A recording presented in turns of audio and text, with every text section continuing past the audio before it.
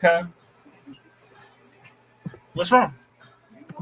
Oh yeah, yo, we live, yo man. It's your boy Hollywood since Wow. so, you know what I mean. You know, we in the building. This is what it sound like.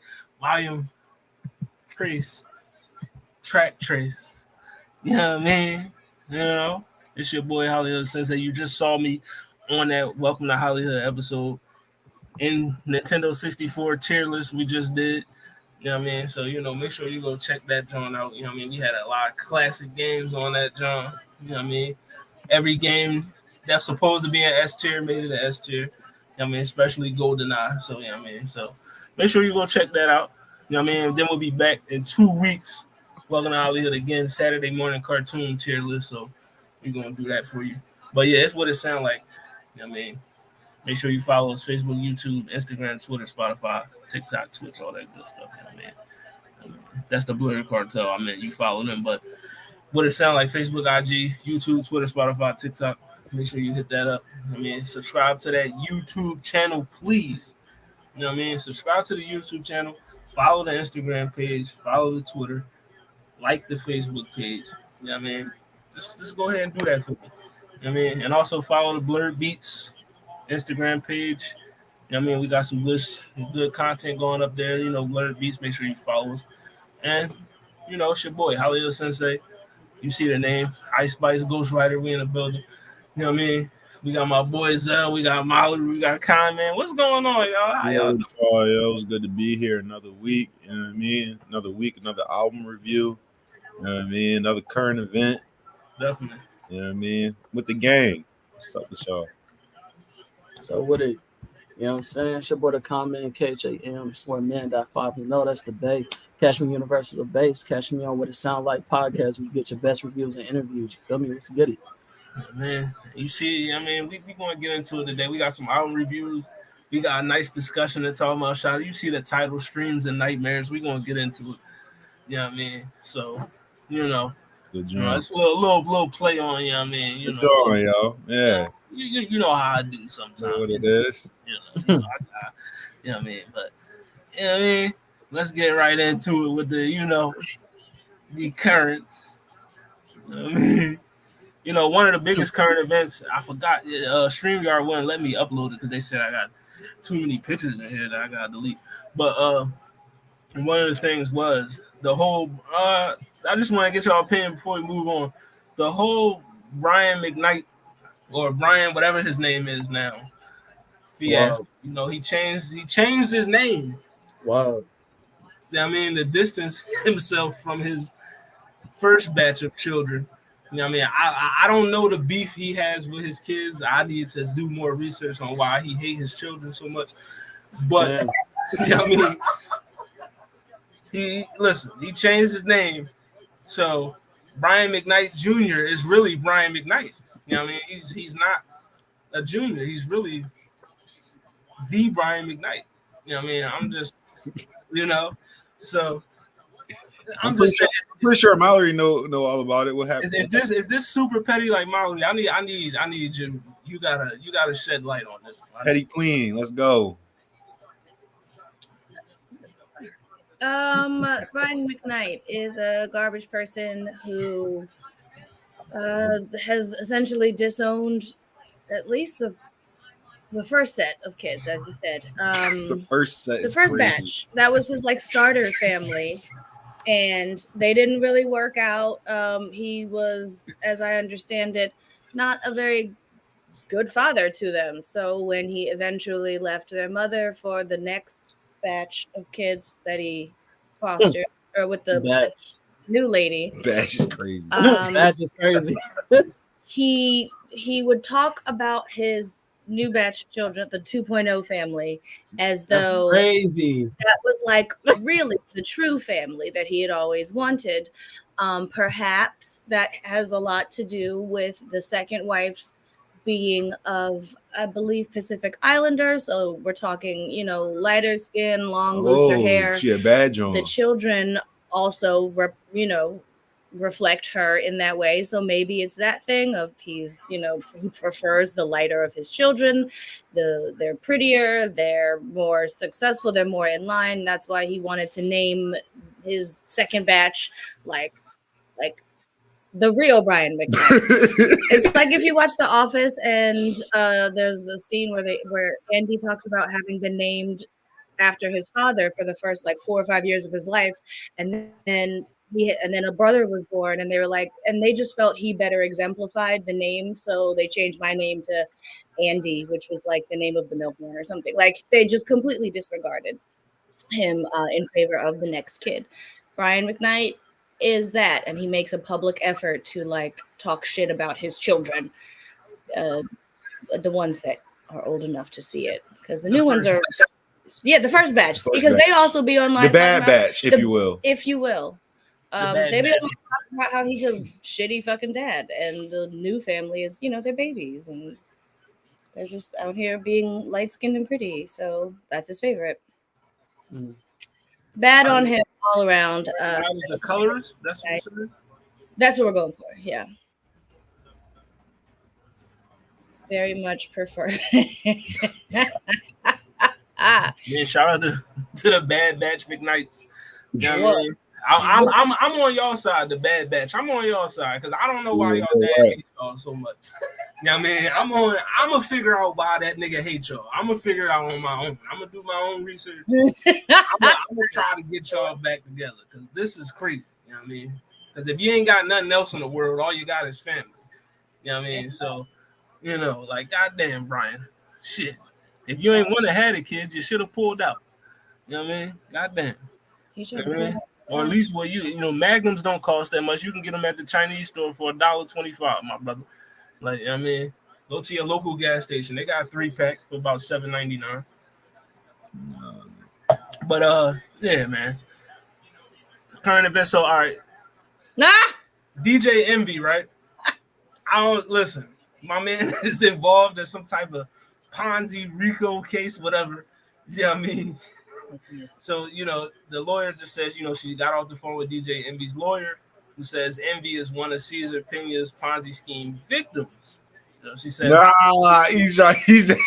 No, that's what I figured. I figured from the beginning, Envy had. He put his money in and lost it. And so in order to try to recoup some of it back, now he has partnered to be a face of Caesar's horrible scam.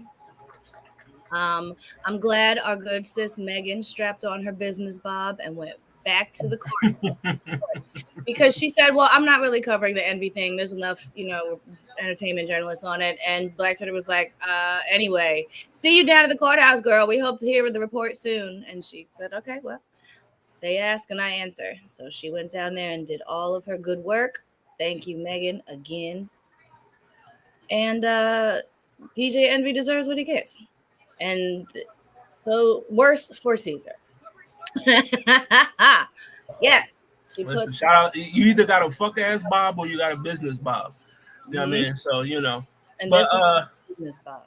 If DJ Envy was to go down, is Charlemagne enough to hold down the Breakfast Club? Who's still letting the Breakfast Club down? Can Charlemagne keep the Breakfast Club afloat if DJ Envy goes? I mean, Angela Yee already went her separate ways. We know she got her own thing going on. You know what I mean? But if Envy goes down, can Charlemagne can he right the ship? No, nor should he. No, that's a sinking ship as it is. Let it go. So are we witnessing the end of the Breakfast Club as we know? I sure hope so. Bro, I think so. Angela Yee been trying to dip, so come on. Bro. I hear word on the curb is part of that had to do with her investing in this bullshit behind Envy, and he lost her the money. Yikes! And it has been tense ever since then. And that was well before all of this began happening. As my boy Webby once said, shout out to Angela Yee, Charlemagne, the God. Magnet? You know what I mean? Charlotte McGay, as he said. You know what I mean? But it's good to you know, we're gonna be doing a lot of talk about this next person. in a few minutes. But well, coming up later in the show. But I mean, my boy, shout out to Offset. You know what I mean, he got the actual That was funny. Thriller jacket. You know what I mean, that Michael wore in the video. You know what I mean, he posted up that actual Thriller John. You know what I mean, that's the jacket. I mean, so he got it. You know what I mean? So, shout out to Offset. You know what I mean? Listen, he got two things that in this world that I would like. That jacket and Cardi B. So, you know what I mean? I salute you, Offset. I salute you. You know what I mean? But this is quoting like there's like a brand. You know what I mean? I'm very jealous of you. Edition. You know what I mean? Two of these jackets. And then also it's another discussion that we can have in the future. But this was also said recently, and I want to get everybody's opinion on it. Cher said she calls for artificial intelligence to be made illegal in the music industry. You know what I mean? We've seen since this AI wave popped off, we done heard all these AI songs come out from artists that, we heard a Drake and Weeknd AI John. We got, you know what I mean? We got Tupac and Biggie coming out on AI records and all this other shit. Like, I mean, are we rocking with Cher right here? Should we get rid of this artificial intelligence in the music industry? As usual, Cher is spot on. She's absolutely fucking right. I have actually never listened to one of those AI songs because as soon as it's identified as such, I will not play it. I'm not interested in most of the artists that they would choose to make AI songs of anyway. And the ones that I would be interested in their original work, I don't want to hear some like computer generated style of what you would have done. It seems like a weird cash grab. It reminds me of like when they would pull out holograms for dead artists and shit. It's weird. It's weird and unnecessary. And I don't like it. I agree with her 100%. Artificial intelligence is has very limited practical applications and almost none in entertainment. We got to get that shit the fuck out of here. Boy, man, how you feel about that AI? I mean, we not talking about Iverson either. You know what I mean? Shit, man. Well, me, I like everything to be authenticated. You feel me? Like, you don't do the AIs. You feel me? So I don't fuck with it at all. It's never been like something that niggas that love music, been a fan of, bro. Like, it takes away from the soul of the sound of the music, all that shit. So no, that's why niggas on strike right now. You know what I mean? So no, I don't think AI is anything that's positive for the art community. I mean, in any facet that we talking about, whether that be music, game, I guess maybe gaming, but besides that, no, man, we need real creators. All right, so we down with the AI, or is it down with AI? Ha ha ha ha. You know what, yo? No, we need more AI, stronger AI, more intelligent. No, I'm just playing. Nah, yo, I'm good off of the AI, man. It's going. Didn't y'all watch like iRobot? Yo, it's going to be the end of us. Yo, AI was never a good thing. It's like y'all never watched a movie, right? And I'm just man. It turns on all of us. Every facet of life that AI enters into has been corrupted. So, yeah, good luck. Good fucking luck. I don't know what else we got. Cher might have enough big. Skynet is coming. So all right, last. Funny as fuck. Last time. So I found this tweet interesting. I wanted to get everybody's opinion on it. So we got the vinyl historian. So Jay-Z in his recent interview, he said that he want to make music that's important. It has to be saying something important. It has to impact the larger part of society. So you got the tweet here saying in 1989 you had songs like Self-Destruction. You had 1990 Racism. 1991 songs like Be a Father to Your Child. But then in 2023 we got the height of economic equality, white supremacy, mass incarceration, all that stuff. And Jay-Z needs to find motivation to rap about something important. So is this valid criticism, or we just throwing crap at the wall with this. Like, I mean, Well, I mean, the tweeter's point that I guess there's plenty going on that is important. He shouldn't have to look hard to find something to say. That's true. That is a valid point, except you're talking about Jay-Z. So a billionaire who, if anything, is lending to things like income inequality and white supremacy and mass incarceration. Like Jay-Z is not, I don't know, doing much to combat those things from happening, and often in many ways benefits from those things. So maybe he doesn't have anything important to say because he's like, I don't know, work for me, guys. He's not. I guess this person's not wrong, but I don't know too many people who like feel like we need more new Jay-Z music. I don't think so. Listen, everybody on this podcast know Jay is my guy, but I'm actually fine if I don't never get another Jay-Z album. I'm actually good. Like, I mean, I feel like he's done everything he needed to do in the music industry. But I do feel like you saying you want to make music that has an important message when it's a lot of shit that's been going on since you dropped your last album. It's kind of like, I mean, it's really not that hard to look for something to talk about. I mean, with all the shit that's going on. You know what I mean? So, you know, but like I'm actually fine if I don't never get another. Like, he could keep doing verses on a occasional DJ Khaled album or whatever. You know what I mean? But I mean, I'm good if I don't get another album. It's fine. Is 444 his last one, or was there one after that? Yeah, either 444 or what if you count with the Carters that came out? I think it came out after that. You know what I mean? So I mean, that's like a joint thing. I wouldn't count that as like a Jay-Z album. God bless you. Look, bro. And even then on 444, like, yeah, he would talk about, you know, still a nigga and all that stuff. But there was also like, I could have bought a building in Dumbo for like $3 million. Now it's worth $16 million. I'm just like, that's not relatable. So yeah, I don't know that I really have much to hear from Jay-Z at this point in his life. He's I think he's can retire gracefully, or, you know, just not keep rapping at us. Listen, Beyonce can keep making music though. Yeah, she hasn't hit a wall.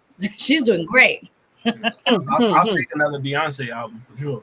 I sure hope so. Act 2, bring it on. I mean, let me get that. How much younger is Beyonce to Jay-Z? 13, 17 years. No, it's not. At least like 10 years. I thought it was like 13. How y'all niggas wild. The nigga said at least about 20. This nigga. 12 years older. Okay. Well, you know, that's probably the reason why. Nigga, she got 12 more years, some good music. She got 12 more years, obviously. You know 12 more years. Let's go. All right, but yeah, you know, shout out to Hov though. All right, but you know, let's get into it. Album reviews. We got this excuse me. First joint on the Yami, man. You know, that Ed Sheeran. You know what I mean? We got Ed Sheeran, Autumn Variations. You know what I mean? This joint was this was an album here, you know, 28 songs. And this was 28. I thought it was 14. No, my joint on my Spotify, this thing had 28. Stop listening to deluxe versions. Yeah, bro. Oh wait, is this the one where he did it in the studio and then you he did another session in people's houses? Yeah, you know what? You probably listened to the whole album and then you listen to the live album after that. All right. So the regular album, 14 songs.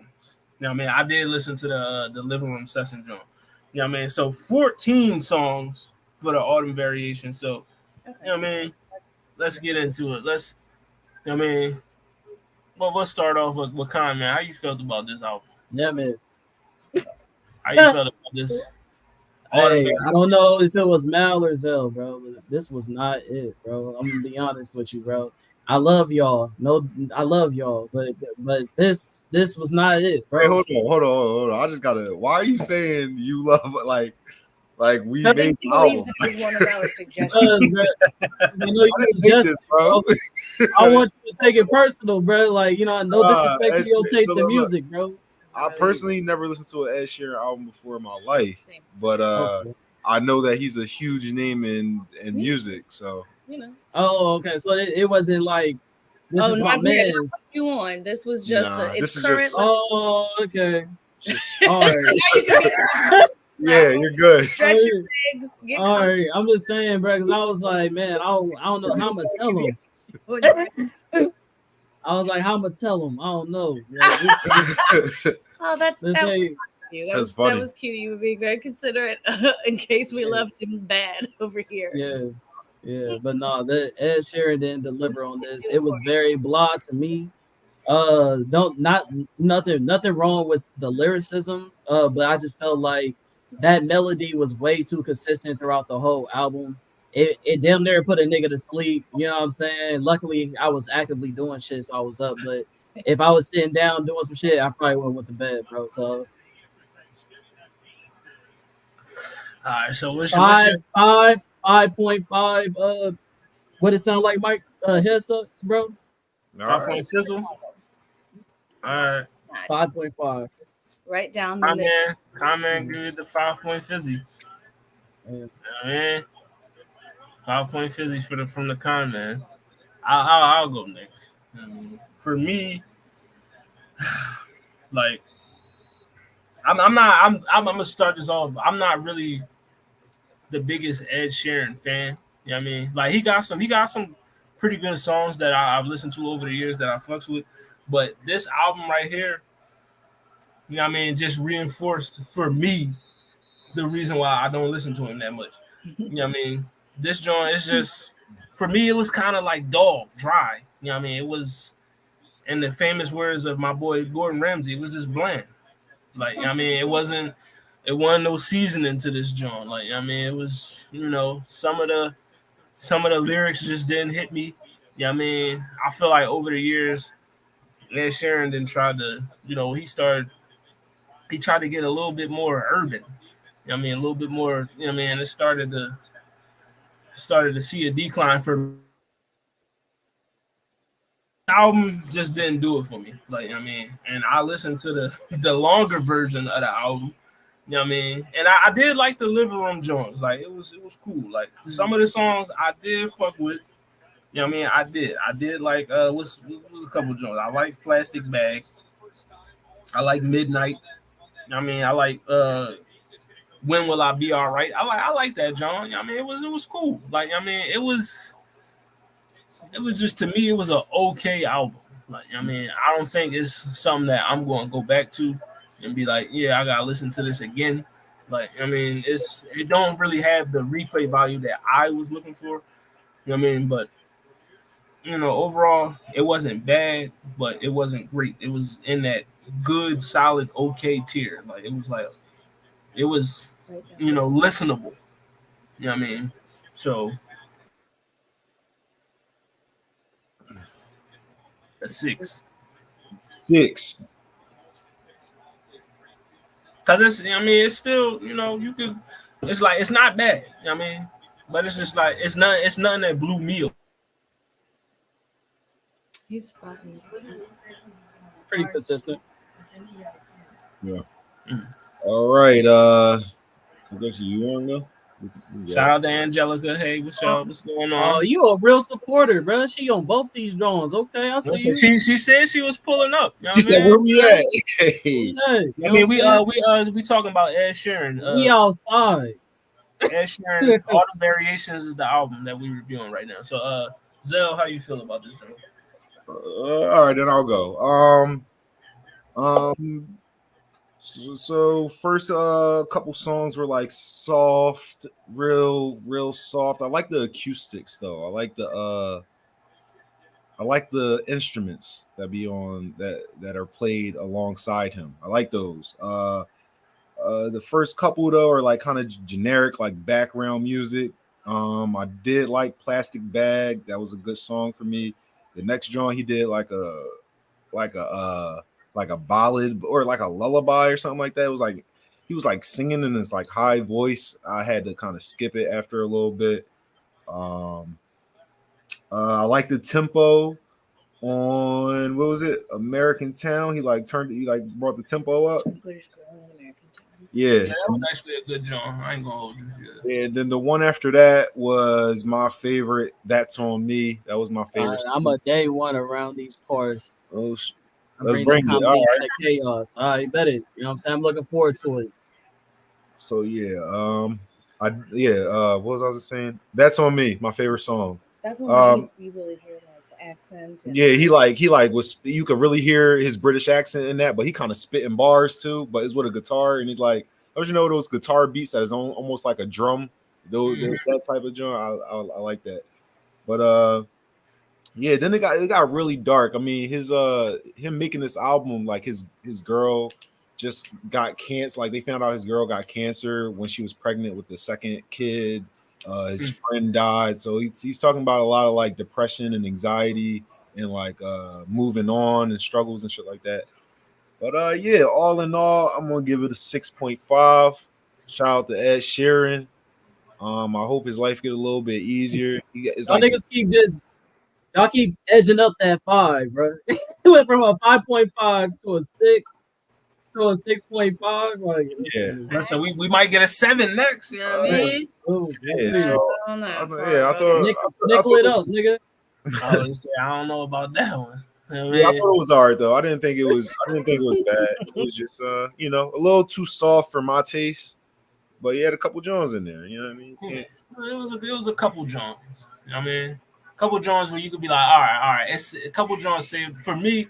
Plastic Bag, that John saved it because until I got there, I was like, all right, man. I was like, come on, dog. It was trauma dumping. There was a lot of depression in there. Like I don't know. Come on, bro, you making me sad. Like Yeah, I mean, I'm not trying. Yeah. Yeah, that Afro. Yeah, shout out to that. I'm trying to tell you, Ed Sheeran. I don't know why, but the bros love Ed Sheeran. Like, Yeah, the niggas love him. You know what I mean, he an honorary nigga. You know what I mean? He kind of get it. He kind of we needed to replace somebody for Robin Thicke, so they got Ed Sheeran. They got Ed Sheeran. All right, I'm with it. I'm with it. Wow. They was like after Marvin Gaye family sued Robin, we was done with him. You know what I mean? Yeah, like sometimes you don't want that Jack Harlow energy around you. Sometimes it's like an authentic, official. Just a white, you know what I mean? Just a white who knows guy. that Like, he's white. Like the white boy entities, you know what I mean? Like short ball British, plays the guitar, just all the white shit. Like, listen, Angelica, I agree with. I don't give no white people invites to the cookout. We're not going that far, but it's coming your way. You know what I mean? I'd rather him after the cookout, and he will only white motherfucker I might consider giving a cookout to is invite to is Eminence. That's it. Consider because he got bars. You know what I mean? Because he got bars. Well, besides that, though, this nigga really put on a lot of black artists, right? I don't care. M could probably come. Yeah. I would if I seen him at the cookout, I wouldn't be mad. I wouldn't be mad if I came to the cookout and they said Eminem here. I'm like, oh shit, it's lit. It's up. You know what I mean, I might ask like what he doing here, but then I might like, all right. It'll be a little joke, like a little insider, but he can rock though. Yeah. Right. I mean, but all right, Mallory, how you feel about this, John? This is also my first Ed Sheeran album. Knowing the context of where he was in life at the moment, put a lot of the songs in perspective because I thought he had this weird habit of having these really upbeat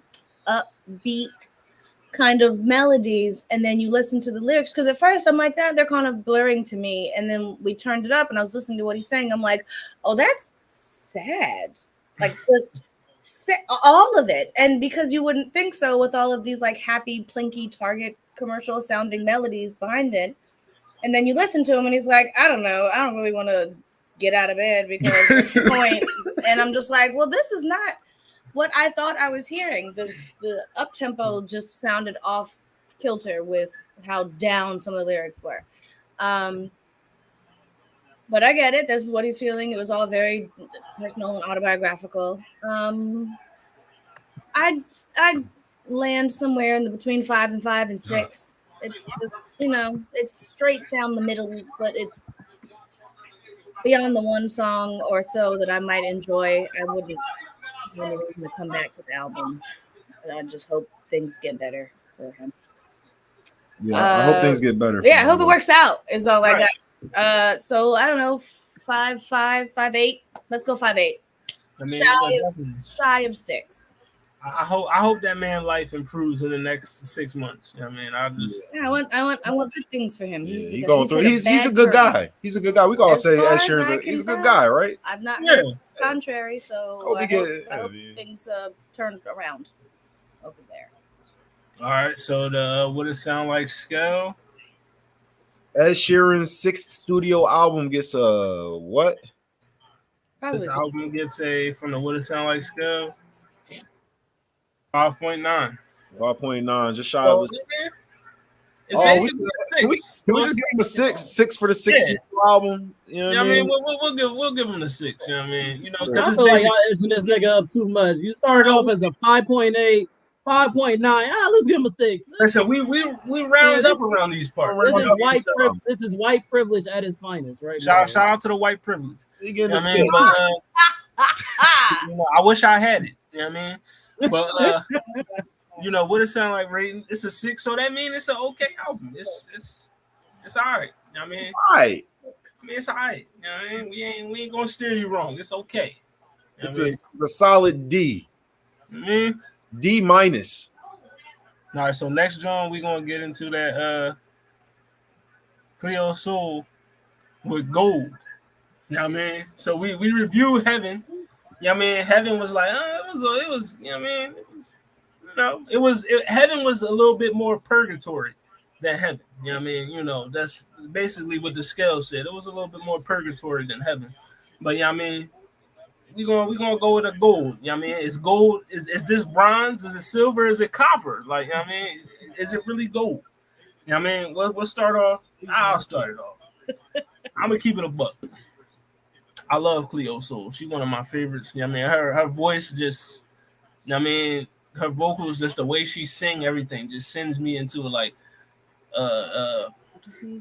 it's like tranquility. It's like bliss when I hear it. Like I go into another zone when she sing. Like, and this joint, I like this one better than Heaven. I did. I like this one better.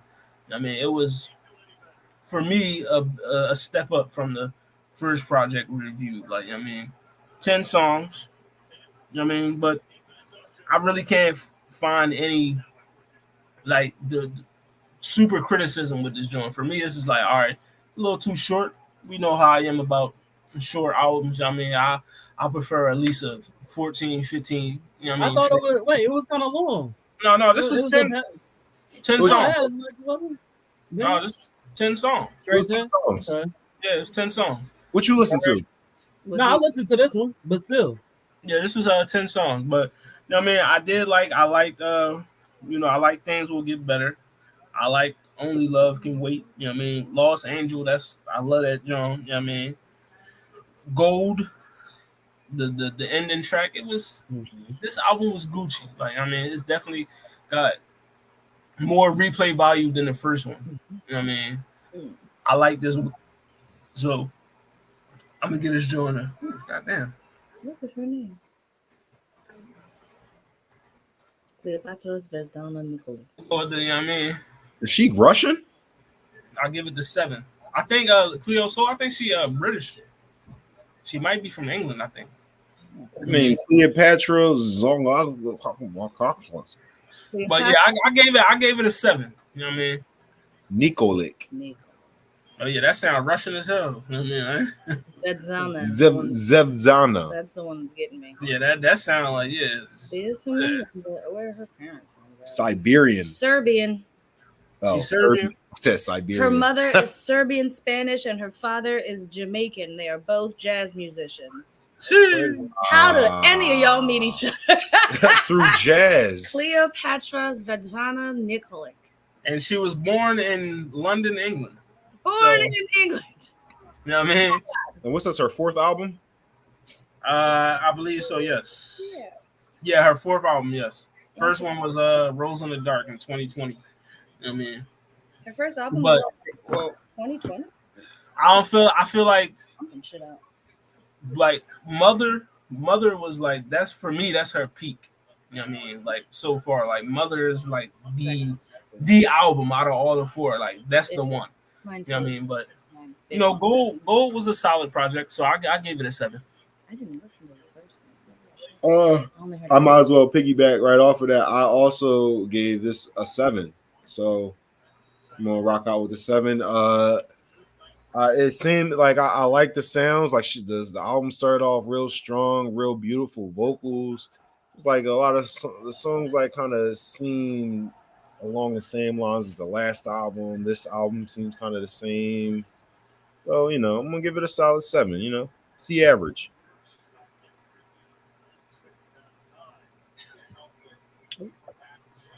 All right, Mallory, how you feel about it? I also was really looking forward to this set of albums after Mother. I was like, oh, please, yes, he's about to eat. But I don't know if I took away from it as much as I thought I would. She sounds very pretty and the voice is sweet, but it did sound very samey to me. I don't personally get, real much. How can I say it?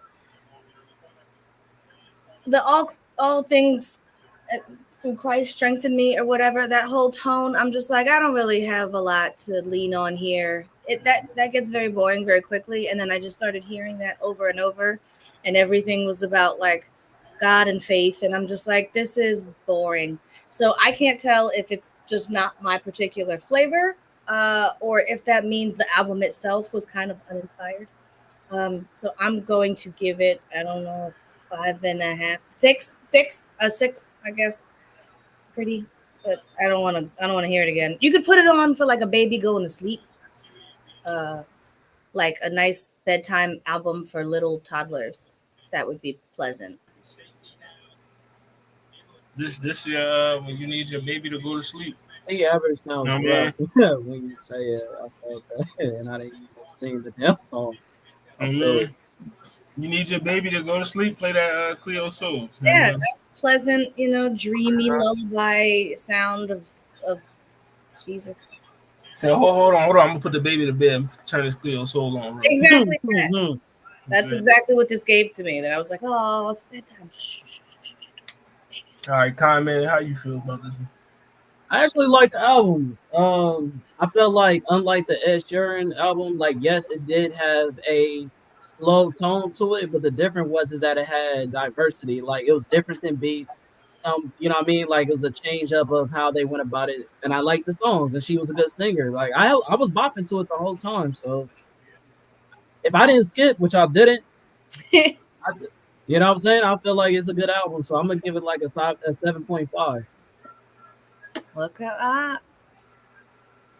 All right. Already on par to do better than Ed Sheeran. I mean, comment with the 7.5. All right, so we'll do the math. This album, you know what I mean? On a what it sound like scale? 7? 6.8? Yes, sir. 6.8. So basically a 7. You know what I mean? Basically a 7. You know what I mean? 6.8. So this means, no white privilege on this? No white privilege. I mean, no Serbian London privilege on this. You know what I mean? But this was a solid album. It was a solid album. You know what I mean? On the scale. Shout out to Aisha. Shout out to the wifey views. You know what I mean? Shout out to them. I like Cleo. You know what I mean? She get a solid 6. Bang. Man, Angelica fuck with Cleo. I see you. Good job. But yeah, this was a 6-point Izzy. You know what I mean? Next John, let's put that thing up there. You know what I mean? That's a Jorja Smith. She got the internet in the tizzy right now, because she, she got thick on us. You know what I mean? So, she did get thick, bro. What? You see her? But That's Georgia crazy. Smith, People show That's crazy. falling and flying. You know what I mean? You know. Listen, another London artist. You know what I mean? You know, shout out to the UK. You know what I mean? You know, they gave us, all three artists so far. I didn't shout out even to the UKizzy. You know what I mean, three. We got a lot of. We do got a theme. There's a lot of British accents on this joint. Yeah. Shout out to the UKizzy on here. You know what I mean? Shout out everybody with a British accent. Too bad we couldn't get LMA in this joint, but. This new shit, she don't know. But matter of fact, comment. We gonna start with comment. How you feel about this? Well, I've always been a Jorja Smith fan. Like, Hey, go. You feel me? Like, been playing her music, been loving her artistry. I love her voice. But I agree with Angelica though. Is that her name? Yeah. Is her name in the comments? Okay, yeah. I feel like this one didn't bring what I wanted like from the last album, but it was some songs I definitely would play back on here. Like you said, replay value. There's definitely some replay value on this album. What is it? What if my heart breaks faster or some shit like that? I fuck with that. Yeah, man. I'm gonna keep it consistent with the 7.5 because I don't feel like it was better than the Cleo album, but it wasn't that much different either. So when I say different, I'm saying it's not that much lower either. So I'm just going to be safe because I like Jorja. It might be a little biasness on here. You feel me? I'm gonna give her a 7.5. All right, comment with the 7 Fizzy. You know what I mean?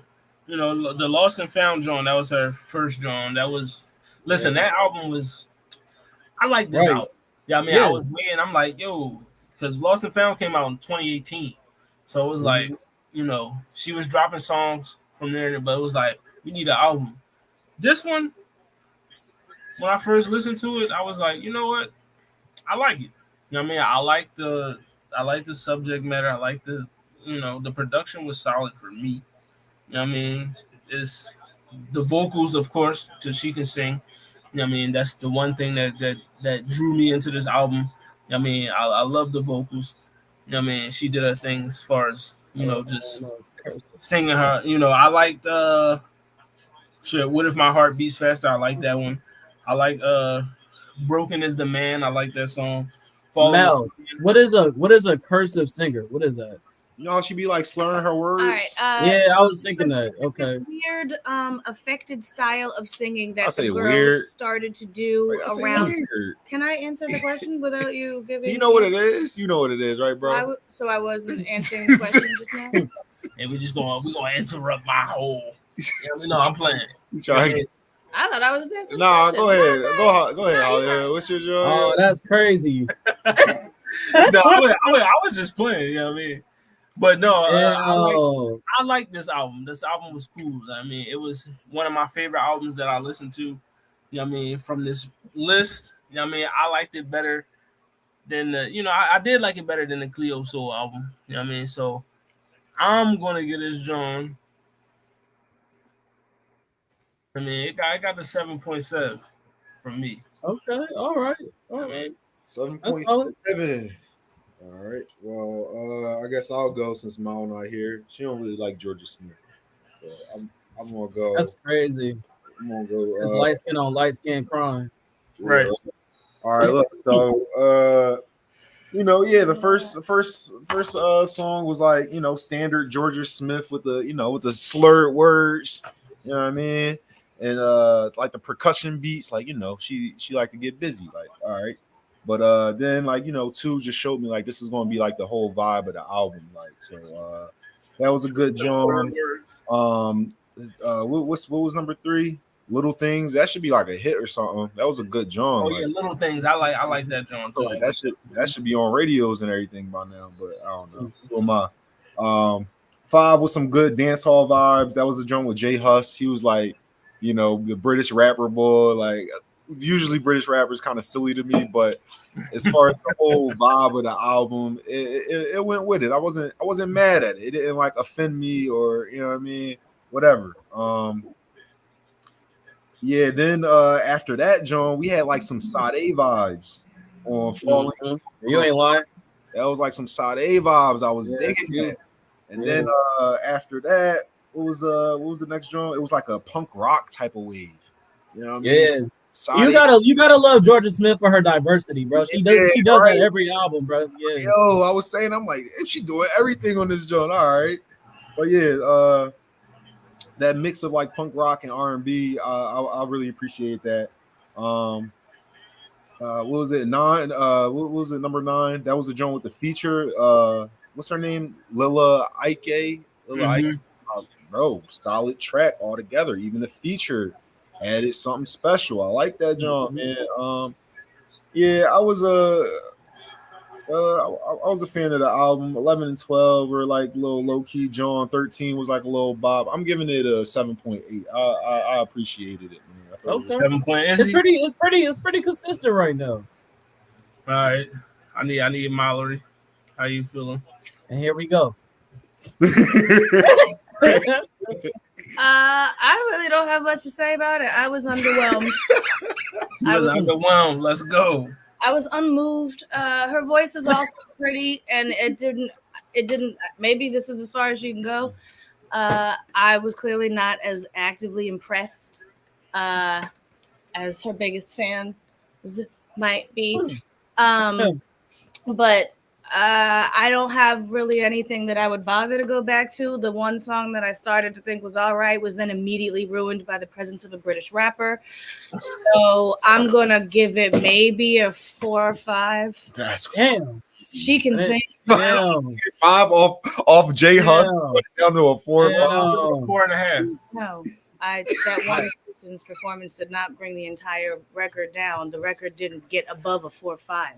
Is what I'm saying. Mal, can you name any other words? You said unmoved, underwhelmed. What else? Unmoved, unimpressed. They mesmerized by booty. Let's go. It's just insubstantial. I don't know. I can't. I mean, lovely, beautiful gowns, but I can't. I got nothing else. I'm sorry, Angelica. Jorja Smith, she could mesmerize me any day. You know what I mean? Yeah, she's a beautiful woman. I don't need her to sing. You got me, but I'm still right here. That was crazy. A lot of that shit was a pump. What it sound like? Scale 6.8. How many headphones? 6.8. You know what I mean? Got the 6.8. Let's move that joint up to a 7, bro. Same scores. Come on, bro. We feel like privileges, bro. President of the fan club. Same scores, Cleo Soul. So 6. They both was basically 7s. Georgia's was better though. It was better. All right, so Angelica gave it the 5.7. You know what I mean? Shout out to the 5.7 niggas. That's my block 5. Shout out to all my 5.7 niggas back in Philly. Yeah, man. Y'all short as shit. Shout out to the 5.7.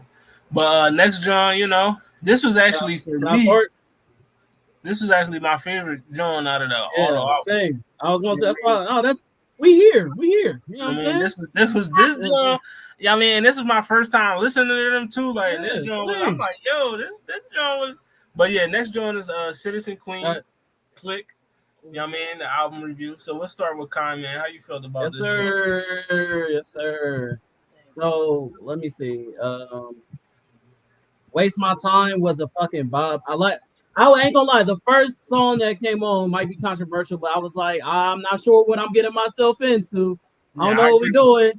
But then it was like, I felt like they played me, because after that it was like, oh, okay. It's like it was building every time. You feel me? The features was cool, the rap, the beats, the cohesiveness of the singing, like it gave me a real, like, at first it started off like the first song started off kind of like a kids bop, like, or like a Disney song, and I wasn't sure, like I was iffy, and then it built up like on some, what's that group, Daddy Kane? It brought me like Daddy Kane, but like on a better version though. You feel me? So I'm gonna give them like an 8, like an 8.2, something like that. You know what I'm saying? It was pretty high. It was pretty dope. I'm not gonna lie, I was fucking with it. Isn't that the highest rating of all the albums? 8.2 right now. Probably for this whole year, for real. I don't think I gave an 8 this whole fucking year. Wait, this Citizen Queen album? Yeah. I was fucking with it. 8.2. You know what I mean? I'll go next. I agree. Hey, 8.2 might be high. Give it an 8. 8 is cool. Like 8.2. You know, give it an 8. You know what I'm saying? We'll give them a chance. I'm gonna give them a chance to. You feel me? You know what I'm saying? It's my first album. You gave Drake an 8, didn't you? Yeah, he gave Drake an 8. You gave Drake an 8. Yeah. Damn. That don't even sound like me. That's what you said. Yo, you said that. You're like, I don't usually rock with Drake, but this It should say it was a good high job, right but now, the bro. A, Drake rated high. I mean, did you hear the album though? Did you fuck with it? Angelica, she said, I she liked don't know it. what we talking about. Drake. Drake. Shout out to Big Draco. Drake. Shout out to Big Draco. You know what I mean? You know, that's Soulja Boy, bro. shout out to Yeah. Big Draco. You know what I mean? You know. So I said what I said. But for me, I'm gonna keep it a buck. The first song, I agree. I was like, all right, now this. Yeah. What are we doing?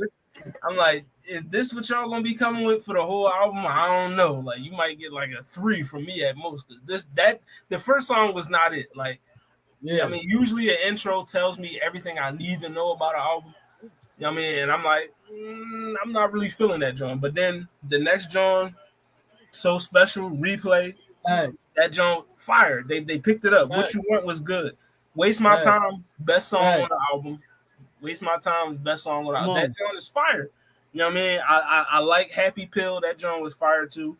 You know what I mean? FYP, the Burn Book. Yeah, that John was. Listen, the production, I like how all their vocals, the melodies, everything. It didn't sound like all over the place. I feel like, I ain't gonna lie, bro. I'm not trying to cut you off, but damn, if I gave Drake an 8, these niggas might need an 8.2. Like, it's better than the Drake album. I give it that for sure. It's better than the Drizzy album. Yeah, that's Actively adjusting. Yo, what you mean? I have acapella. Yeah, all right. I'm gonna be at 8.2, and I'm gonna leave it alone, bro. That's my last time. Okay, 8.2. You know what I mean? But for me, this is my first introduction to Citizen Queen. They gave me, I do agree, like, they gave me that feel of back in like the 2000s, early 2000s, when you had your R&B groups. They gave me that feel, like a little mix of some Danity Kane, Destiny's Child. You know what I mean? They gave me that feel. Like, I mean, I feel like they are like a better version of 3LW or something. Like, I mean, that is controversial. You know what I mean? I like controversial. The vocals was there. Controversial. They got an eye for production. You know what I mean? I like. I'm just like, this album was Adrian Balone? Come on, what are you saying to me right now? I'm telling you, this album had better for me. This album. If you would have said they would have gave me like a 3LW vibe, I'm like, all right, but you said a better version. Yeah. Hey, yo. I used to have 3LW on my wall when I was a kid. You feel me? So like, that's what my high ears. High praise. But that's I a like high praise, nigga. I like this album. I'm a nigga, and I was singing that song. What's their number one? A Promise. What's that song? Broken Promise. Huh? Yeah. What's that song called? Promises. Promises. Play it, please. Promises. Promises. Oh, stupid, bro. But yeah, but her rap was going crazy though. Play it, for please. me, this joint 7.8. So I like Citizen Queen. It was my first time listening to them. I'm definitely looking forward to more projects from them. I like them. You know what I mean? I could rock with they sound. You know what I mean? It was I was impressed. You know what I mean? So I give it a 7.8. Mallory, I know what you. Yeah, I'm waiting for it. 4.7. Damn, 4.7 is crazy. They have nowhere to go but up. Spice Girls. Damn. How can I? That's hurtful. Way that I can phrase that is there's nowhere to go but up. I appreciate what sounded like some artist development. I looked them up. They're formed by like a Pentatonics member. So I get what Angelica is saying about like they're not featuring what sounds like a skill at a cappella, which I think was a misstep. This very much was Kids Bop for the club. I hated, I think, every song. More than the last song. There was maybe one that was like almost decent, but it was still the songwriting. I'm shocked and appalled how bad it was. It was just terrible. And I was because the sound of their actual voices and harmonies was like, oh, you could actually be doing something here. The sum of your parts is worth a damn. But they need to fire whoever is pushing out these lyrics. Get her out of there. Bad News Bears. Hold on. What about Happy Pill? I'm gonna keep the lyrics was bad on there. one song stood out to me lyrically as anything to remember or memorize. I feel like the lyricism on Happy Pill was We decent. like Happy Pill, Waste My Time, we ain't like that. I don't know. This is your time. My bad. For me, it was forgettable. Maybe that was the one. If I would have run it back, it was like almost a piece of decent, but you about to make a pizza, nigga? Nothing to write home. This the bonnet. You know what I mean? I had to throw it on. Nothing to write home about. I'm gonna give it the Harry Potter joint. You know what I mean? 4, 5. I ain't gonna lie, Shout out to Cocoa Butter Bonnet. I mean, hit up my girl Shar. Get you a bonnet. Oh, okay. What's up? Man. What did I give her? So Mallory, what you get as John? What did she give Jorja? 4 or 5 or something like that? Then 4.5. I will be generous to go over the 3.8 that I feel, and I'm gonna say it like a 4 because they can sing. That the unit of the girls can sing, but they're just the overproduced, terrible, busy work of the songs just did not work for me. So when you say busy of the song, you just felt like it was too much clashing? You feel like it was some of the songs sounded so overproduced and all of these noises and layers and I'm just like, maybe strip out like 40 fucking % of this and give me something to work with here, because I hear the ingredients that sound like they could do something, but it just sounded like they threw everything at the wall and said, keep everything we've got. And I feel like they needed some serious. This nigga said you about to make a pizza. But Zell, how you feel about this job? All right, Citizen Queen debut album or EP. Some people say it's an EP. Some people say it was an EP. I say it's an EP.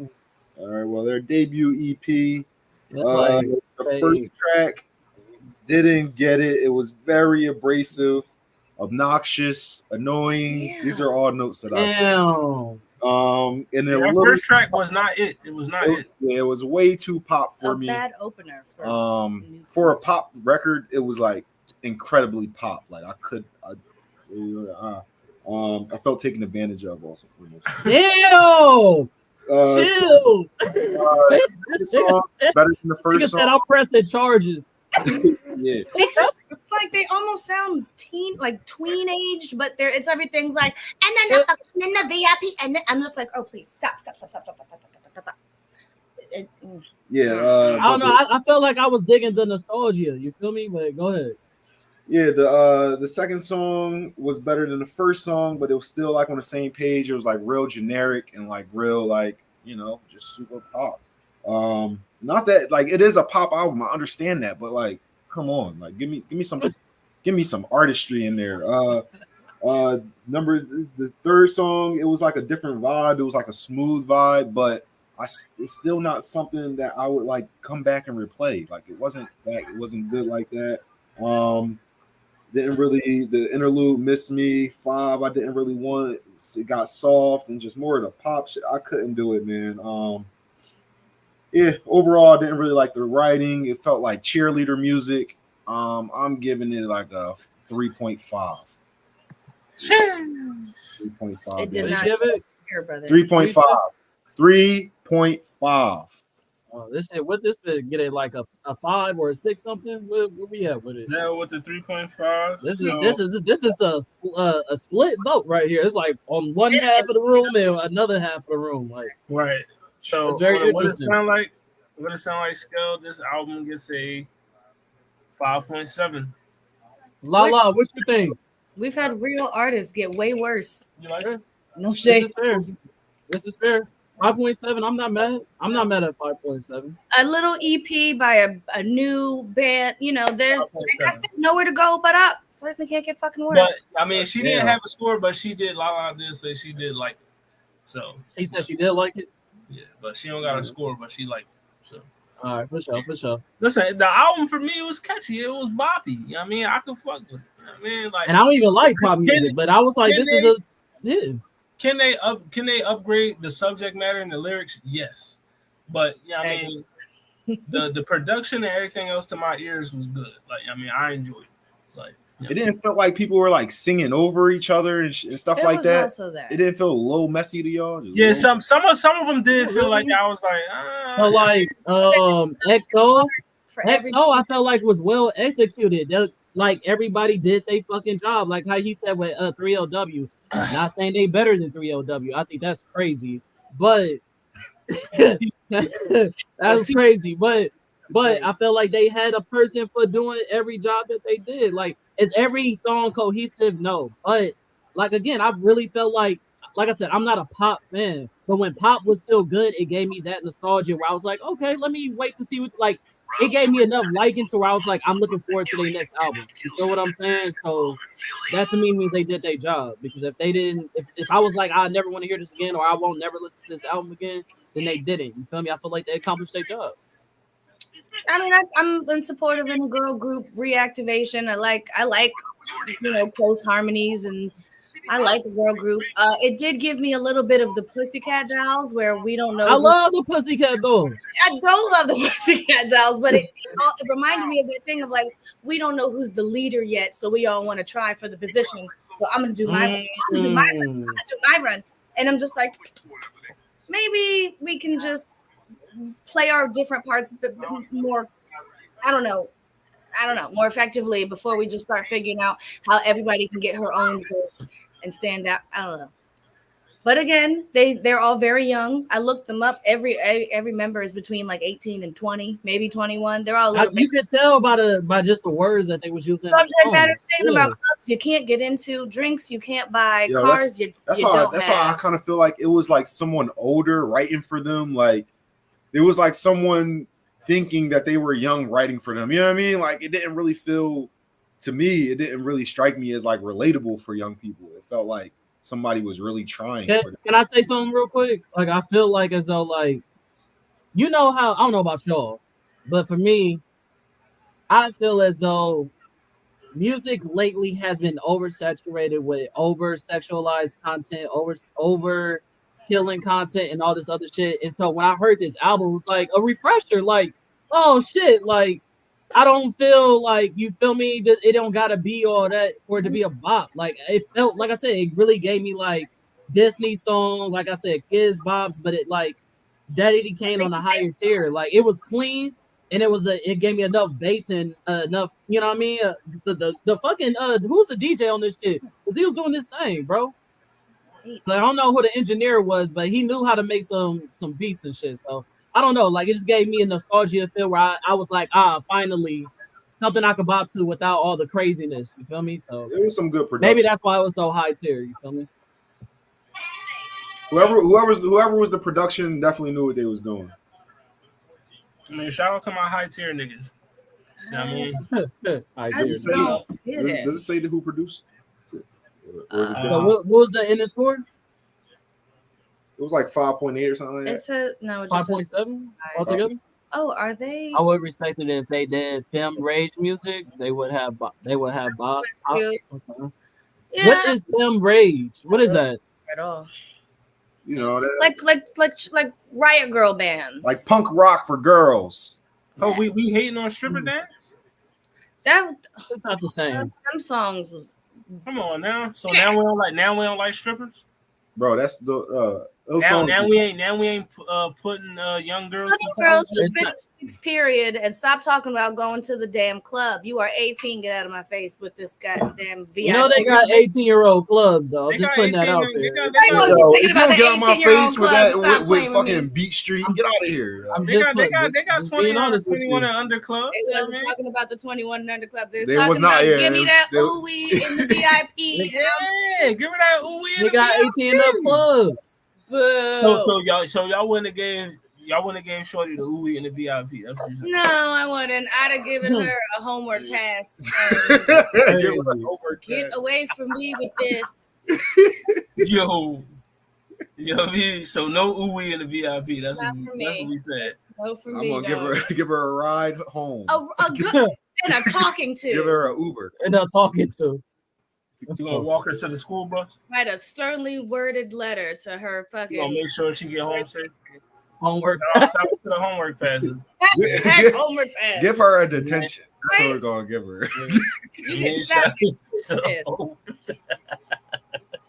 All right, so that was your album reviews. Yeah, I mean, we got some John slated for you next week as well. Yeah, I mean, we got what we doing? We got We got Sanford. We got next week Sanford, Blank 182, and the Medusa album. So Offset. oh yeah, the Offset album. But we'll review that one with the West Side Gun Joint because all right, say no more. It's a rap joint. But yeah, Offset album as well. Set it off. You know what I mean? But yeah, we got the matter of fact, we got Blink 182, Medusa. What's Hosier? We gonna review that joint too. You know what I mean? So we got a full list for you. You know what I mean? That's next week. And also, you know, if you want to do your homework for next week for the viewers, we will also be reviewing and talking about the Milli Vanilli documentary. You know what I mean? So, you know, it's a new documentary that just came out. You know what I mean? We ain't did a documentary in a while. The most famous lip singers of all time. You know what I mean? So yeah, we talking about Milli Vanilli, the documentary. So I love reading about this story. I know I just read it all the time because I love it. So we gonna get into that. But you know, before we leave y'all, we got some things to talk about. You know what I mean? You see, you know what I mean, streams and nightmares, bro. You know what I mean? Streams and nightmares. Like, so we know that, you know what I mean, your boy Drizzy, you know, he tied your man. You know what I mean? You know, he posted this the other day. You know, he tied your man's. That shit don't even look right, bro. 13 number ones. You mean two pop legends in the picture? Two pop legends that shit don't in the look picture. Right, bro. You know what I mean? Two pop legends. He tied Mike Jack 13 number ones all time. You know what's crazy? If there was no Michael Jackson, there would be no Drake. Right. You know what I mean? Everyone's all right, so think about what you admitting by saying that. Think about that. Well, niggas, a lot of niggas that want to exist without Mike. That ain't saying a lot, nigga. We're talking It's Drake. the comedians that won't exist without Mike, nigga. Now I have to decide if it's worth losing. That's a fact. To keep me from getting Drake. What would you Trent Darby? I said I'd have to consider if it's worth losing my anti-black motherfucker. I mean, yeah, we'll do some research on Trent Darby. We'll see what we got. But yeah, Drake tied Mike Jack. You know what I mean? Most number ones, 13. He said he won hit away from Michael Jackson. Beat it. You know what I mean? Yes, he did say on this song, you know, niggas talking about when this gonna be repeated. What the fuck, bro? I'm 1 away from Michael. Nigga, beat it. Nigga, beat it. What? Beat it. What? That's just trash. That's trash. That joint was hot. Hold on. That joint was hot. That's fucking trash. Ass verse. You know what I mean? He said he 1 away from Mike Jackson. So that was on first person shooter. And also Drake, a few years before that, he said most number ones ever. How long did it really take me? Right. I mean, the party love most is they need me more than they hate me. Because he's you know what I mean? Wow. Yeah, so they never send shots. I got everybody on safety. You know what I mean? I can load every gun with bullets that fire back. So now it's Drake. Howard, that's not what this was supposed to be. Oh, sorry. But yeah, that was Drake. He was saying, you know, back when 9 a.m., 5 a.m. in Toronto came out, that was like 2011. He was like most number ones ever already. You know what I mean? And now he's tied. That was singles, but now for albums, he right there with Michael Jackson, 13. Okay, but 13 number one. He said I got more hits than the Beatles. So he's gonna keep doing it. So the quality of the thing back home smoking legal is what we are not. I got more slaps than the Beatles. So should we just go and you guys just do Drake lyrics? I'm with you on that. Yo, so now we hating on Drizzy? I will literally always. I've never turned my front. Fuck him up and down, child. Who cares? It's fucking Drake. But the reason this topic even came up is because I said I am sick of people like Drake trying to count themselves among legendary stars because we literally don't ask people to buy albums anymore, and yet he wants to say he is as successful as a person who only sold albums physically. You literally had to care and take your fucking coins to the store and go buy it, and now this biracial waffle Canadian has to fucking he's like a cash cow. He just spits out any old garbage, and his super fans are going to just eat it up and turn it number one. And even if they don't, you can literally turn on a computer to just keep streaming his album for a couple days or weeks. And oh, look, the numbers are inflated. Like, I'm not hearing it. I'm not interested. He's nowhere near the effectiveness of an artist like Michael Jackson. We all know that. We all know that. Yes, it is. He's just easier to be widespread. You actually had to earn that attention when you were in Michael's era, and now you can just get it on fucking TikTok. That's a fact. Drake's fans often won't even say that his music is getting worse. They'll be like, it wasn't that great, but actually I listened to it again. It's actually better than I thought it was. No, it's not. You're just talking yourself into believing that it's good because this is all he's going to give you. And so you want to pretend that it's worth the effort. It's not. Mal, can I ask you a question real quick? Hey, not up and down sideways before church. Now, how you of one of the light-skinned community keep talking about the shade of color of people like Drake? How do you keep doing that? Yeah. That's like his.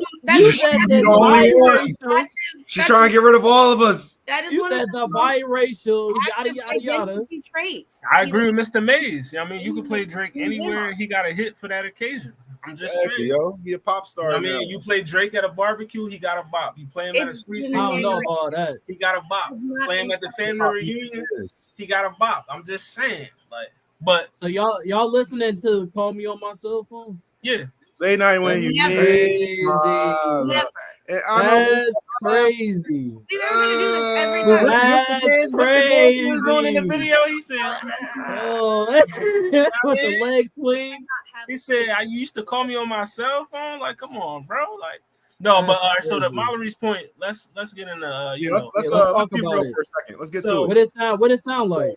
So this is a graph basically to show you, I mean, how what album sales is. You know what I mean? Is this so 65% total streaming. You got your 47 for subscription and audio streams, 17.7% for ad-supported streams. You know what I mean? You got so this is what basically how music is consumed right now. You know what I mean? So 65% of it is total streaming. So the 47% and the 17%, that's the streams. Everything else, your 19% is your physical copies of actually people going out to buy the record from the record store. You know what I mean? Your digital downloads. You know what I mean? Also your performance rights and your synchronization. So, you know what I mean? That's where we're at right now. Streaming has totally usurped physical copies and digital downloads. Like, totally. You know what I mean? By a wide margin, as we can see. You know what I mean? Also, we'll go here. You know what I mean? Your music streaming revenues overtake CD sales in the United States. So, you know what I mean? You got, as you see. Yeah, yo, does it tell us what year this is? Because this says 2013, this is 2014. Because people were still buying only because we started this information with Drake. I don't want this whole conversation to be about Drake, but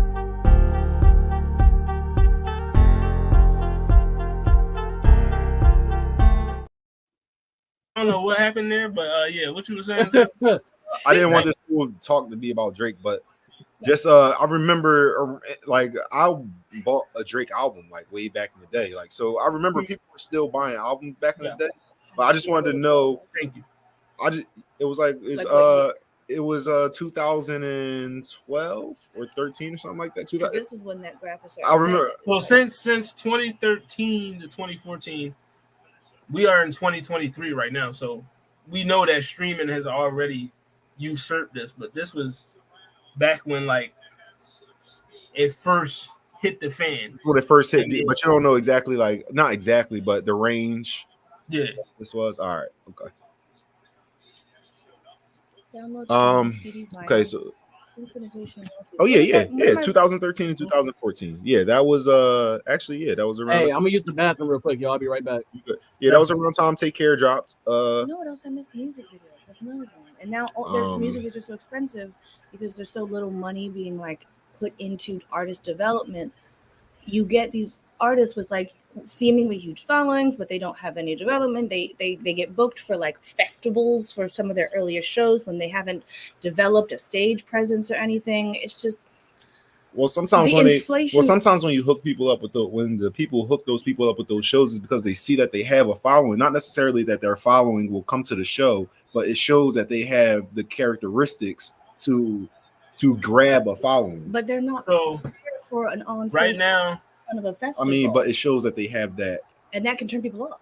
You get right nervous. now I'm reading online where it says for a recent article that was just dropped about in September. So I mean, paid streaming subscriptions continue to be, the strongest driver of revenue growth in music. You know what I mean? So according to this report, you know what I mean, more than $550 million was made off of streaming service, 96 million subscriptions during that period. So you got your 96 million subscriptions of your streaming music or whatever. You know what I mean? Vinyl revenue actually grew 22% in the last year. You know what I mean? A lot of people are buying more vinyl records, and also physical copies. The physical copies are actually growing. It went from I had a 5% increase over the years. So I mean, so physical copies from a full decade ago is the first time where physical copies have started to grow.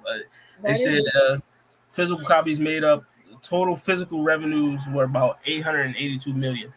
So I mean, the physical copies and the vinyls are starting to, but the thing is, people are going to buy physical copies now. I feel like personally, just in case later on is going to be worth something, or they'll buy it because they're really that big of fans. Like, and also, sometimes it might be taken off. But if you think about it, like, you need a car. Cars are being made without CD play, like without the ability to play your CDs. PlayStation announced that in a couple years they're going to stop making the CD, the disc drive. Like, so as disc drives are becoming less and less, I still don't see, other than like a collector's item, people buying physical copies, because our whole worlds are revolved around the phones where we got Bluetooth and things like that. So just like the vinyl records, more people are buying those. I even think vinyl records are more likely to be played than actual CDs. Like, you know what I mean? So I don't really see, like, even though we're getting like some increase in people buying CDs, I don't think that's in any way showing that people are going to start buying CDs again. Like in the I don't expect. And I agree, because the math here tells you, when I'm looking at streaming revenue made up 84% of the total recorded revenue of all like music for us, digital, vinyl. It made up 84% of it. You know what I mean? And it's the fourth consecutive year that streaming has accounted for 84 to 85% of the total revenue. It's going to continue. I don't think we're ever going to get to a place where it is feasible to go back to buying physical things. My critique of it is that they should not compare the numbers of like albums sold or whatever it is, number one's reached. I just don't think you should be comparing artists who most of their career was streaming services. You were in a time where some people were buying your albums physically, but whereas Drake's making music at this point, half of the career is streaming. And if you were to look up his specific numbers, I'm sure that his streaming numbers far outweigh his physical copies sold. So again, he's a streamer artist, and I just don't think you can compare, like, see it as though there's some like familiarity between their kind of music, their artistry, their legacies as artists. It doesn't have to be Drake, it could be Michael, but anybody, like all this, the most streams out of anybody ever. Like, okay, so that's just clicks. Clicks don't even have to be real. Like, you would farm them. But at a certain point, you do have to like take them into account, because I think that should just be its own standard. Like Sid's. Well, it is his own standard. And at what point can you start comparing it to CD sales? Right. I guess if the artist stopped making music before they could be street. No if. Like You just said how. We're making a hypothetical. No, I'm saying like there is a way. There has to be a way for us to compare someone who started in the game with only streaming, and compare them to someone who only was in the game selling CDs. There has to be a way to compare those two, like those two influences, like those two people. I feel like now, before I make my statement, it also says that the thing that's suffering the most from this whole streaming surge is the digital downloads. Digital downloads is down about 12% from what it was last year and the year before. So digital downloads is suffering the most. But for me, I feel like in this whole Drake, Michael Jackson thing. Bad, bro. My bad. I just want to clarify. She asked, "What is digital download?" Digital downloads is literally downloading the album. Like you can click. You can click like on Apple Music. You can click on the album and listen to the album. But if you don't press that button that says download, you did not digitally download that album. Does that make? It does make a difference. What difference? The difference is how they get paid. If they don't digitally download it, they're not getting paid from that digital download. They are getting paid for the streaming, but they're not getting that percentage from the digital downloads. I mean, I typically download things when but not everyone does. And then I delete it if I'm like, oh no, I don't care. But I think they still get those points for you downloading it. I think they still. I downloaded Ice Spice's album to listen to it. I think that counts. And then I deleted it. If you delete it, I don't think that matters. I think the fact that you downloaded it counts. So digital downloads, digital album sales are down 12%, and also individual track sales are also down 14%. Yeah, I mean, but for me, this whole Drake Michael Jackson thing, we are in an era now where wherever you go, what's the first thing you see? Sometimes it's somebody with a phone in their face, in their hand, AirPods, beats on, whatever. Most of all the music now is right there on your phone.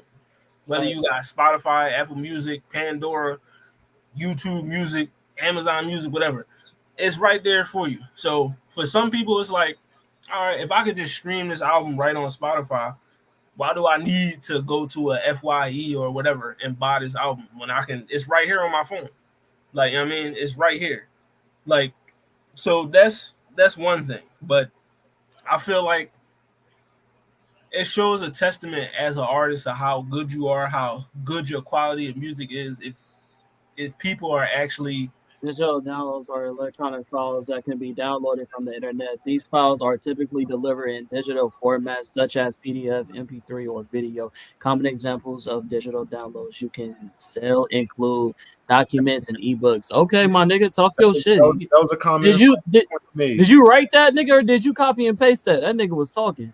I mean, listen, he got, you know what I mean? But, you know, I feel like it says it's a testament to an artist where you can actually go out. Like Michael Jackson, niggas was probably waiting in line for, you know what I mean, all night to be the first one to pick up his album when it came out. That's what I'm saying. Like the difference between that and then like clicking a button. And they literally only had so many copies as well. You know what I'm saying? So it was literally a thing of even if it could have sold more, they couldn't because they didn't have any more copies. So Exactly. Like, what are you really? What is the statement you're really making by going out and buying that album? And how many people have to click this button to equal one of those album sales? You know what I mean? Like, also, all right, we'll get you this. So, one album sale equals 10 song downloads. Wow. 10 song downloads equals 1,500 song streams. So that's how you can do it. So is this? So this just looks like a monetary breakdown of how they get paid. It doesn't seem to. It doesn't. That doesn't track to me. That makes sense to me though. If I'm thinking about like how much that influence of picking up an album and a fan or word of mouth going saying, oh, this album is good, pass this on to a fan, like. I feel like these numbers equal out, like one album sale versus just people being curious and clicking on their phone. One album sale equaling 1,500 song streams. That makes sense bots or not, that makes a lot of sense. Either what's in there or we going somewhere. Numbers then. You can't inflate the numbers like by people. I feel you, but like also walking in and with buying album an sales, but with album. album sales, you have people who buy their own albums or people who just buy like 10 of people those have- things. yes, people have So gone you out have things like that too, where it's inflated one their person numbers. doing that. I see it. I just don't. I can't translate it to like just clicking buttons and then saying I'm on par with this completely different legacy artist because like 1 million people clicked my name that many times. Or something. And It's just a your different whole investment. and That your- is true. You know what I mean? If you opt to not put your album online, you get. You know what I mean? That's basically forcing your fans to buy it, the physical copy. So I mean, just but a little bit. Like a also, I feel like that's a. if you go and buy my what do you shit. mean? Well, now they have I think Patreon. Kanye West tried to do that. I think people have done that. I think that's the thing that's happened. Well, I think now they use it as like a Patreon, where if artists have a Patreon, you can go and see, I don't know, recording sessions or behind the scenes and things like pay for access to more of them. But that's not particularly the same thing as I think this. Like you have to get up and buy the album versus clicking the button. I just don't think it's the same. Like, your music video can get 1 million views on YouTube. Cool. That's a big impact or whatever, but it's not the same as like Thriller, Michael Jackson releasing in theaters. Are you saying that one album sale says more than 1 million streams? 1 million? Yes. No. Well, according to this metric, it says that based on numbers published from Spotify, yes. You know what I mean? The average artist on that platform, you know what I mean, from streams makes $625 in royalties. You know what I mean? Month? As you see, you gotta get 1,500 song streams just to equal one album sale. Mm-hmm. You know what I mean? So that's saying something. It's interesting. Real quick, 1,500 album songs for you gotta stream a song 1,500 times for it to equal one album sale. One. People who didn't even care about going to pick up an album, you have to convince them to download your album. Like, you know what I mean? That's still something. Or they don't have to download it. It's just what it says. You can just stream. stream it. And I love y'all, bro. I gotta go pick up my little cousin. I'm gonna holler at y'all, bro. Oh, wow. Definitely. I mean, shout out to the con, man. You know, we'll be back next week. Yes, sir. Appreciate y'all. Y'all have a good night. You too, bro. But facts, there are albums over the years that, you know, people, you know what I mean? Basically, you know what I mean? Like, for me, I'm going to just say, and I feel like everybody know this already, like, streaming for me is really a detriment to the artist. You know what I mean? Because you're not really making that much off of streams. Like, a lot of people numbers are inflated because of the streams, but a lot of these artists, when you see the money that they make, it's not coming from because somebody like Drake didn't make all his money because a nigga streamed his album 1 billion times. You made most of your money because you on tour. You getting paid for your performances. That's where most of your money is coming from. Your performances, your tours. You know what I mean? Streaming. To keep churning music out just to be able to so then how do we measure? Is it even possible to measure like hits anymore or anything like that? Like, how do we measure like how great something is? Because that's a good question, because also we had this. I mean, you know, Coyle Ray, she said, you know, back in the days, it was easy for you to define the icon, you know, Janet Jackson, Beyonce, Reese, Sierra, Missy. I mean, things change. So she asked him, what makes an icon in today? Streams, likes, numbers. Like, what makes you, you know what I mean? Icon, icon. All of those things right there: stage presence, vocals, cadence, fashion, versatility, choreography, artwork, bars. Like, does not matter. Oh, that matter is crazy, but okay. What do you want to see? It doesn't even matter. She did it twice. It doesn't even matter anymore because it's so much going on in the industry. Viral moments, just essentially, yes. You don't have to invest literally or really mentally or emotionally into following an artist. You can just click it or swipe it, and there it is, and then it goes away just as fast. And you get less like of the experience of the context of the thing, like where it's from and what other artists they've worked with to create this thing. It's literally now just a thing you see in front of the screen, image, and then it goes away. It's just not. Angelica, you're right, but we also, to my point earlier, we live in a digital age.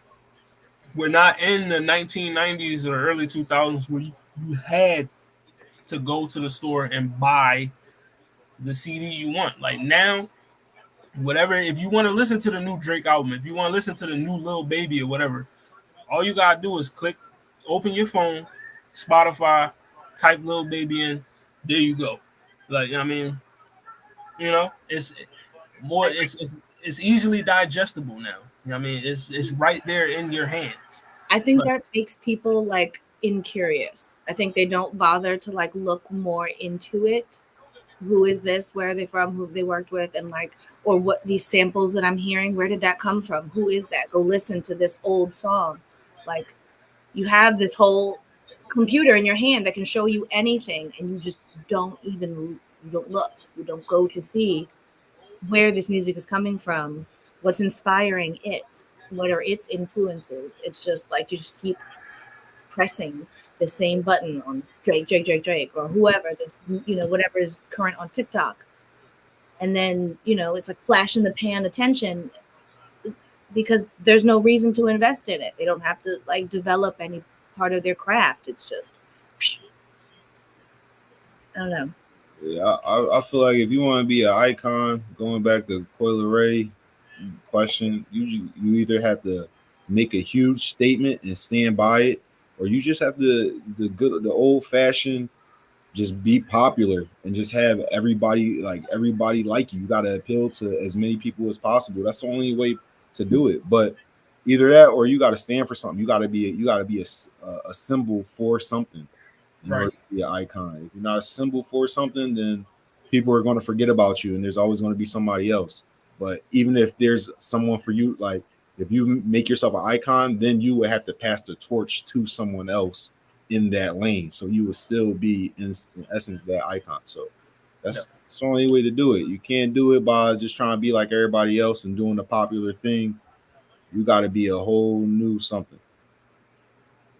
all right, so speaking of the music being easily digestible for the fans to get to, what about the subject matter, the substance of the music? And I'm gonna put this quote up real quick, and then we'll get y'all take on it. Hold on, let me go back to these comments. Get this off the screen. So we had this statement right here. So Ice Spice, she said that she don't consider herself a lyricist and purposely keeps her bars simple. She said, I wouldn't consider myself a lyricist. I do be having bars in my music, but they're just super simple.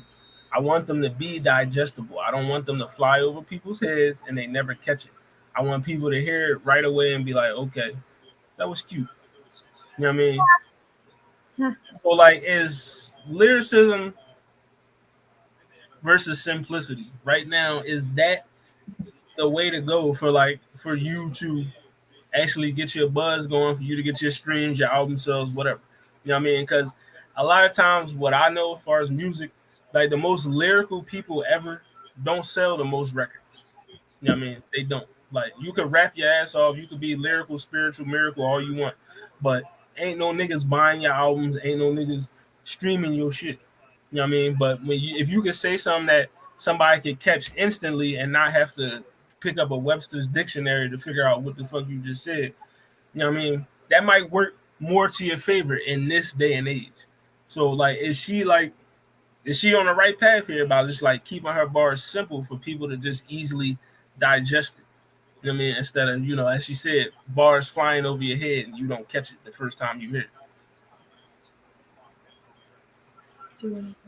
Yeah, I mean, I think Ice Spice, I think she's smart for, I think whoever is on her team, or it's just maybe just her. She just knows how to just stay in her lane.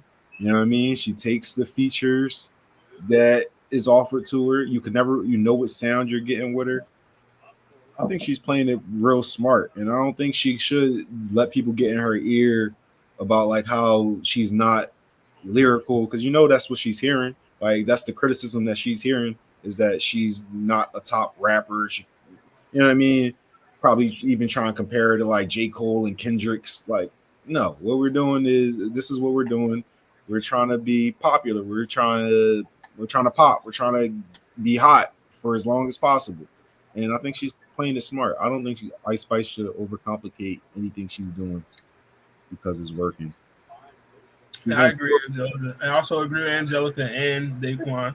Simplicity is the new wave. You know what I mean? It is. Like, and a lot of these songs are TikTok viral songs now. You know what I mean? So, But Molly, what you think about this? I think she's correct in saying that she's not a lyricist. I don't think she's incorrectly identifying herself in any way.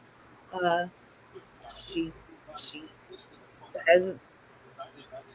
has a desire to make fun rap songs and do put on for the girls, and so she does. She doesn't need to be more than she is. I don't think it's a brand new thing that like some songs that exist are I don't know, silly, like not even one hit wonders, but just artists who would never really go deep with their lyrics, and she's one of them. And it's not new either that people who are really talented and lyrical don't get the attention they deserve or whatever. They're critical darlings, but they don't have mainstream success. That's not new. So she's she is what she is, and there's an audience for it somewhere. Because of how easy it is to see stuff, she can appeal directly to that audience. Yeah. So with this statement here, are we just basically saying RIP to lyricism? I don't think it has to be so general. There are still very good artists that do well. Kendrick still exists in the world and makes music when he wants to. So true. Can pay attention to the music that you feel is substantial. And, there will always exist songs that are more popular than they are meaningful. That you can give as much to them as you want. Some of them are cute. I don't know about her songs particularly, but some songs that are less meaningful than they are fun are cute to have around sometimes. Not everything has to be on your fucking head, bars about all the entendres. Like that has its place as well. And that's not really, I don't want to hear her. I don't want to hear her try to talk about the anything. I don't want to hear it anyway. But right. I do not think it would work for her to try to do anything more than what she does. We don't need Ice Spice trying to be the next. I don't need it. Like that's fine. She's over there doing her thing. I don't have any issue with this statement at all. Like, right. I mean, she didn't say anything wrong. Like she don't consider herself a lyricist. She told you why she doesn't consider herself a lyricist. She likes to keep her bars super simple, as she said. And I feel like in today's wave of music, that's what a lot of these artists are doing. Like a lot of the new artists that I hear, that I come across, they're not really saying anything that like wows me. That's like, I mean, they pushing the envelope. They really pushing their pen, because a lot of people just, when you want to hear a song, you want 2.5 minutes of, all right, this beat is hot. There's a couple catchy lines that I could put in the Instagram caption. That's it. You know what I mean? If you a real, music listener, you like lyricism, of course, you're going to want to hear a J. Cole, a Kendrick, a Lupe Fiasco, shit like that. You won't, but, for the casual fan, they just, all right, I want to easily digest this song, listen to this 2.5 minute. The beat is fire. Like I said, I could put this song in my Instagram caption or TikTok, whatever the fuck. Because that's the age we in right now. So I don't have any problem with people making their bars simple, because if you know your fan base, you know what you're going for. Like, she's not going for the hip hop hits. That's not her lane. She's not in it to, impress niggas like Ebro or some shit. That's not what she trying to do. Like, she knows she know what she want. I'm fine with that. You're not a lyricist. You're just simple. Keep it simple. I mean, I don't need Ice Spice to all of a sudden turn into Rhapsody. I don't need that. I mean, Right? For real. Do your thing, and she doing good. You know I what I mean? appreciate that she knows her lane very clearly She and does. has no reason to challenge it. And I don't understand anyone who would look to her for something more. What does Ice Spice have to say about Palestine? Like, I don't. All she got to do is just She just like wants to I do hope her little like cute raps. yeah. All she has to do is just stay under the radar. Just keep doing what she's doing. She's gonna be here for a long time. right. I mean, but that's Ice busy. You know what I mean? She had to say what she had to say about that. You know what I mean? I know it's getting late, especially over in that Philadelphia area. So we gonna slide, you know what I mean? But before we go, I'll give y'all your album of the week and also the Who Said That, and then we'll see y'all next week. My bad. Yeah, I gotta. After you do the album of the week, there's an album that's coming out that like I'm excited for. Matter of fact, I'll just tell y'all right now. Mr. Easy, he's about to drop an album. Who? Mr. Easy. He's one of my favorite Afro beats artists. The Evil Genius is the name of the album. Actually, it dropped. It's out. Album review time. Yes, All definitely album review. All right, Mr. So Easy, ZI. Mr. We'll add that to the list. I got him right here. The Evil Genius. I see it. All right. Yeah. I'm gonna tune into it. We're gonna put that on the album review list. I appreciate We're gonna get that on there. I know So yeah, already. that Mr. Easy. Make sure y'all check that out. I mean, Angelica, no, she said it's out already. Oh, see, she tapped in. You know what I mean? All right, so yeah, I'm gonna let go, man. Let's go. You know what I mean? I'm gonna definitely tap into this joint. You know what I mean? So all right, Mr. Easy, I'm gonna tap in. But another album you can tap into for your album of the week, you know what I mean, is here we go. It's called Risk. You know what I mean? Idman? Is that how you say her name? Mm-hmm. All right. So make sure y'all check that What kind of music is this? You know what I mean? It's it's like a R&B-ish. R&B? All right. You know what I mean? So make sure y'all check that out. I mean, I liked it. You know what I mean? So make sure y'all check that out. It's a little EP joint, 7 tracks. You know what I mean? But make sure y'all check that joint out. Somali Canadian. Deep in her feelings. Shout out to the Somali Canadians. Yeah. You know what I mean? But yeah, that's your Whoops. the forehead gave it away. You know what I mean? And then last but not least, hold on, what the fuck? All right, here we go, right here. Move. Who said that? You know what I mean? Angelica, yeah, definitely chill. You might get a violation. You know what I mean? All right, so here's your Who Said That. You know what I mean? Projects tore up. Gang signs is thrown up. Niggas' hats broke off. That's how we grow up. Why else you think shorties write rhymes just to blow up? Get their first card, then the IRS show up. He ain't never had shit, but he had that 9.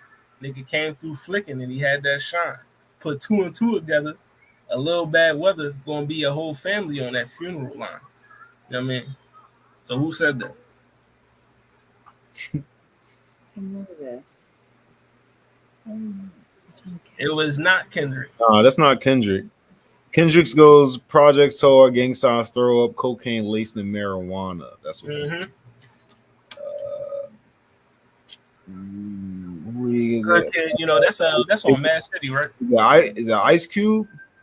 Not Ice Cube. Is it Biggie? It's not Biggie.